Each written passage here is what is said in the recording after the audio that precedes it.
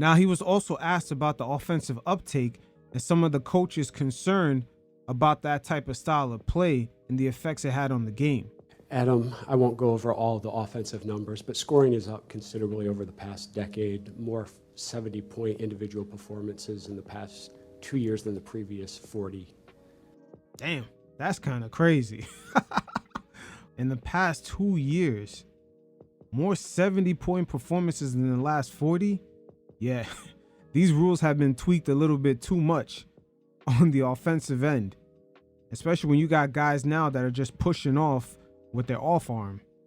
These rules definitely got to be adjusted. And one NBA coach said that defense was being legislated out of the game. What is your view on the offensive explosion? Is it good for the league? Does it make for a better product? And then is the competition committee looking at anything that might sway a couple rules changes in favor of the defense? Yeah, Jeff, so first of all, just in terms of the difference from last season to this, we're up approximately 1 point per game, just to be clear. And I want to dispel any notion that the league feels, or that the league office necessarily feels, that high-scoring games in the abstract are good. I think what we want. They're up 1 point per game. That's because the league doesn't take as many threes as they did the season before. They're actually taking less threes. So all this offensive scoring is really coming off of guys just killing it inside the arc. You see, the floor now is so spaced out. 2-point shots come easier than threes. Our competitive games, that's what's most important to us, and that's what we hear from our fans as well. I think there's a lot happening here, and I've talked to a lot of coaches and a lot of players about it. I think, first of all, the skill level is off the charts. I think that what we're seeing is now in this league, every player at every position has to be able to shoot the basketball.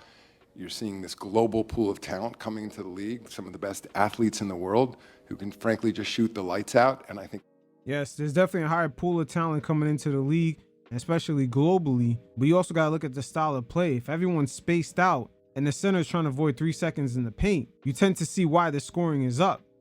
Guys have so much space to operate in. But one key question is, when will the audience get bored of that type of style of play? The NBA is still a product. This offensive uptake is to tweak the product for television, to make it more enjoyable, more watchable. And we're seeing offensive players get more benefit of the doubt, more freedom of movement, from the way illegal picks are called to the way they allow the offensive players to actually gather their dribble and to take steps. And let's not forget that off arm, they allowed them to push off.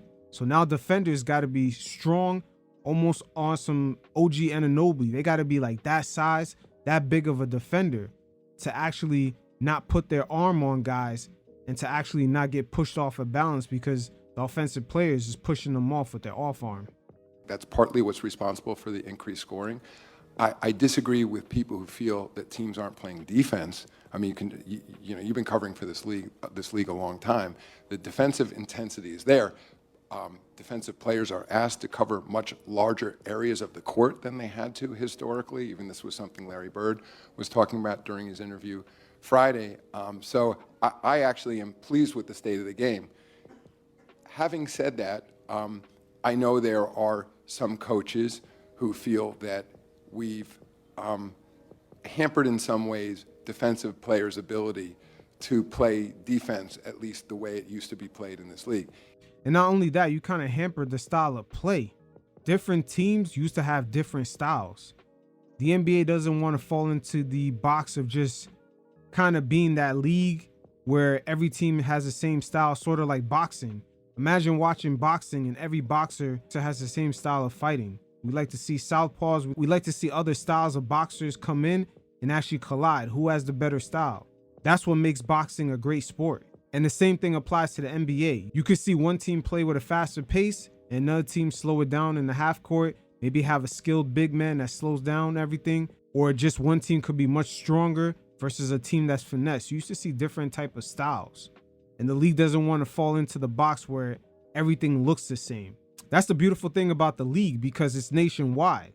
So the West Coast teams, they may use tech more, they may be more analytical, So you start to see their style of play. And then they go over to the East Coast and you see their style of play. They play more of a slow down pace that's kind of led by their transitional defense. More of that old school, we're going to grind you down in the half court and beat you up throughout 4 quarters.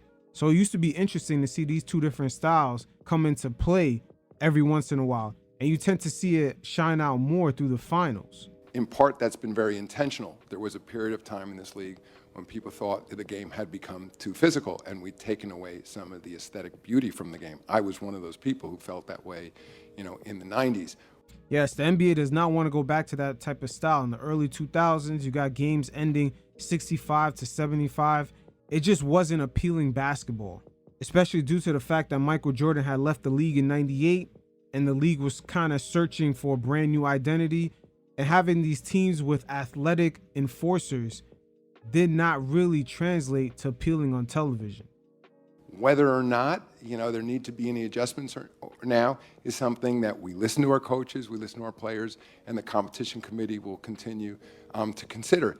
And I think one thing I'd say, people think that fans like high-scoring games. I think fans like to see players have that ability to use these extraordinary talents.